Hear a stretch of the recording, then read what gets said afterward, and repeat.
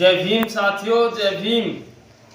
और साथियों, आज जो देश में हालात बने हुए हैं, यानी अगर हम बात किसान आंदोलन की कर लेते हैं तो उनको किसानों के साथ भी अत्याचार हो रहा है।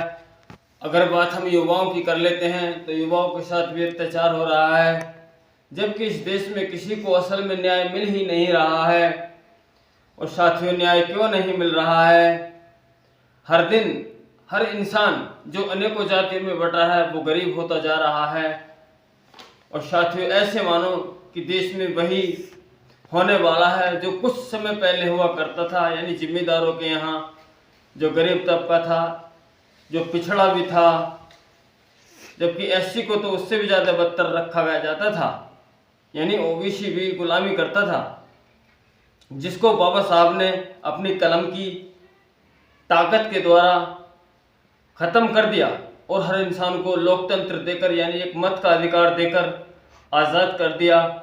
और साथियों, वैसे तो ये जो हमारा ओबीसी समाज है, इसको शायद ये ध्यान नहीं कि हमारा कौन है, कौन हमारा दुश्मन है, कौन हमारा अपना है, किसने हमको आगे बढ़ाने का काम किया है, किसने हमारे लिए अनेकों एक सुख सुविधाएं देकर उसके साथ साथ एक अच्छा शासन, प्रशासन, अनुशासन किसने दिया है।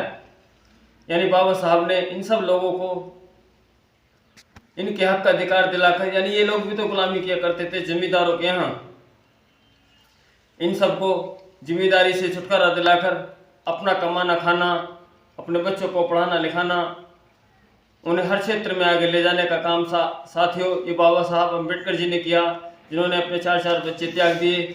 मगर साथियों, हम लोगों को आज भी ध्यान नहीं है।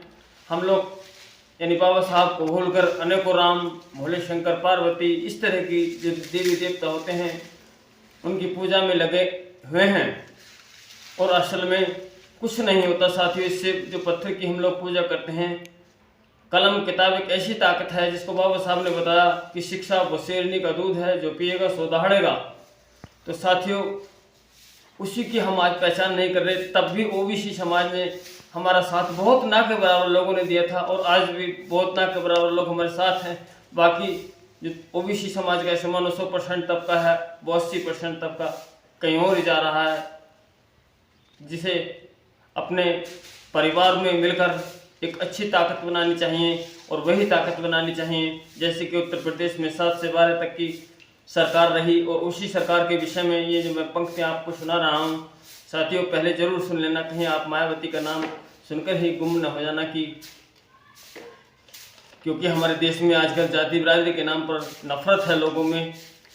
तो उसी पर मैं सुना रहा हूँ कि बाबा साहब के चाहने वालों, यानी बाबा साहब के चाहने वालों, बहना को अपना लो। यानी जो काम बाबा साहब ने किया उसी नक्शे कदम पर बहन जी चल रही हैं कि बाबा साहब के चाहने वालों, बहना को अपना लो, मान और सम्मान सभी को, मान और सम्मान सभी को, बसपा को आजमा लो। यानी कि तुमने पहले भी आजमाया है और अब भी आजमा लो, और खूब सोच लो चुनाव, लोकसभा चुनाव तक कि किसने हमारे लिए क्या करा है, किसने हमारे लिए चैन सुकून दिया है, किसने हमको यानी आगे बढ़ने के अवसर दिए हैं। कि दलित मुस्लिम सिख ईसाई, दलित मुस्लिम सिख ईसाई मिल बांट के खा लो, दलित मुस्लिम सिख ईसाई मिल बांट के खा लो, और दंगे महंगाई बेरोजगारी, दंगे महंगाई बेरोजगारी, ये काले कानूनों से मुक्ति पालो। कि ये जो अब देख रहे हैं हम वर्तमान सरकार में कि दंगे, महंगाई, बेरोजगारी और एक किसानों के लिए कानून जो लाए जाते हैं वो बहुत खतरनाक हैं साथियों। एक दूसरे का बुरा सोचकर हम कहीं अपना बुरा तो नहीं कर रहे हैं कि एक दूसरे से जाति नफरत के नाम पर हम सरकार बनवा देते हैं, उसमें हमारा भी बराबर का नुकसान हो रहा है। कि दलित मुस्लिम सिख ईसाई मिल बांट के खा लें, और दंगे, महंगाई, बेरोजगारी, कानूनों से मुक्ति पालें, और बाबा साहब के चाहने वालों, बहना को अपना लें, और मान और सम्मान सभी को, बसपा को अजमा लें।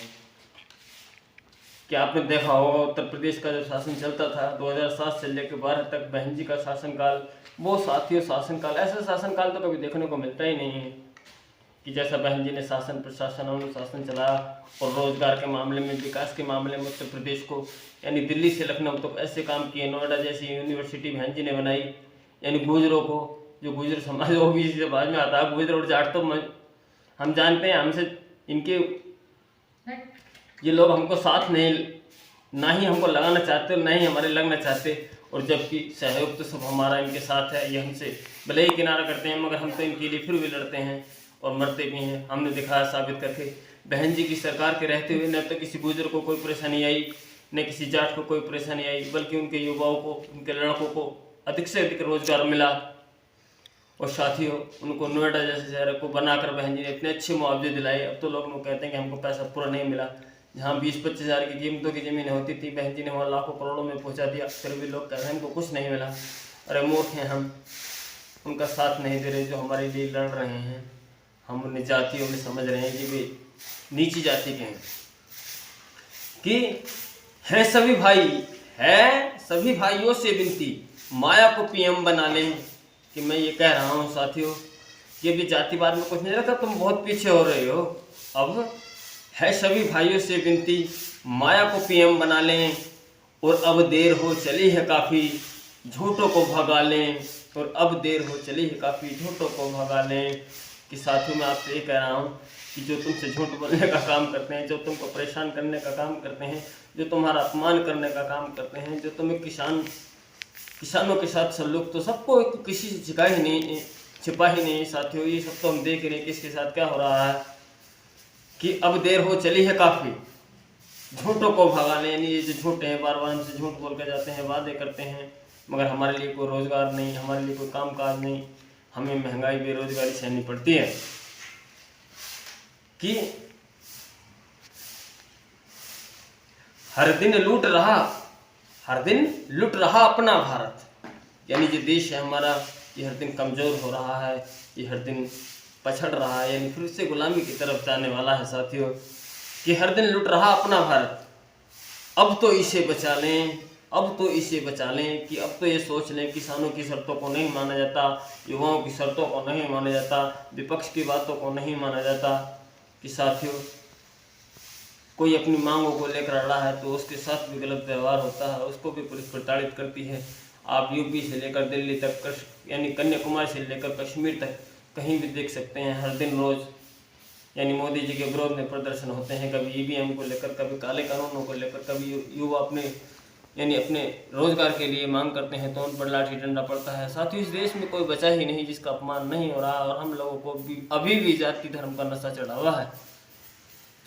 कि हर दिन लुट रहा अपना भारत, अब तो इसे बचा लें, और जो सोए हैं झूठे ख्वाब में, यानी जो सोए हैं झूठे ख्वाब में, उनको यार जगा लें, उनको यार जगा लें। कि जो अभी भी सोच रहे हैं कि मोदी जी हमारे लिए क्या करेंगे, मोदी जी साथियों कुछ नहीं करेंगे। वो जिम्मेदार आएंगे, हर विधानसभा पर 1 या 2 जिम्मेदार हुआ करेंगे, और उनके यहाँ हम लोग फिर से, जब पैसा नहीं रहेगा, जो काम बहन जी ने हमारे लिए किया था, यानी उत्तर प्रदेश को एक मजबूत बनाने का, और आज़ाद जो बनाया बहन जी ने उत्तर प्रदेश को, 7 से 12 की सरकार देकर आज तक भी बहन जी की धाक देखी जाती है। और हम सब जातियों में बटे हैं। आज किसानों को प्रताड़ित किया जाता है, यानी सपा से लेकर कांग्रेस तक, बीजेपी, ये सब इन्होंने साथियों हमारे देश को, प्रदेश को, यानी केजरीवाल, इन्होंने सब ने हमको वो हकमारी, वो हमारी हिस्सेदारी, वो हमारी भागीदारी नहीं दी है, जिसको बसपा एक ऐसी पार्टी है जो सबकी हिस्सेदारी भागीदारी देकर और एक प्रेम से इस उत्तर प्रदेश को, इस देश को, उत्तर प्रदेश को उन्होंने चला के दिखाया, जो देश का सबसे बड़ा प्रदेश है।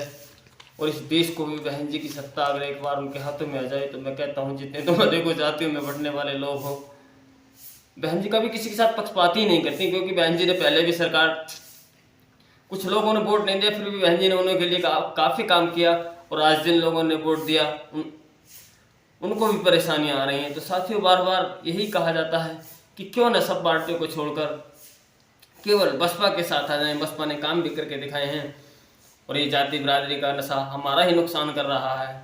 इसीलिए तो कह रहा हूँ कि हम बहुजन समाज, जिसको माननीय काशी राम जी बाबा साहब ने इनको नाम दिया ओबीसी, SC, ST, और नाम साथियों इसलिए दिया क्योंकि ओबीसी में जो लोग हैं ज़्यादातर उनके पास ज़मीनें हैं, कम ज़मीनों वाले बेचारे कम हैं, तो उनके लिए भी संविधान में अलग से न्याय, क्योंकि उन्हें ना SC ST OBC के लिए अलग से ही कर देगा कि इनके लिए अलग से हम आरक्षण देंगे, इसलिए क्योंकि इनको भी मिलेगा। अगर हम इनको SC में शामिल कर देते हैं, बहन जी ने भी तो SC में इसलिए शामिल नहीं किया, क्योंकि अगर हम इनको SC में शामिल कर देते हैं 25 जाते तो पहले से ही, और 15 बढ़ा लेते हैं तो 40 हो जाएंगे, 40 उतने ही पैसे में रह जाएंगे। अगर हम इनको अलग से देंगे तो इनको 25 देते हैं, इनको 22 दे देंगे, 25 दे देंगे, तो ना कोई रोकेगा ना कोई टोकेगा, और इनको भी लाभ बराबर होगा, उनको भी लाभ बराबर होगा। बस अंतर इतना रह जाएगा कि SC और OBC का और आरक्षण बराबर सही होगा।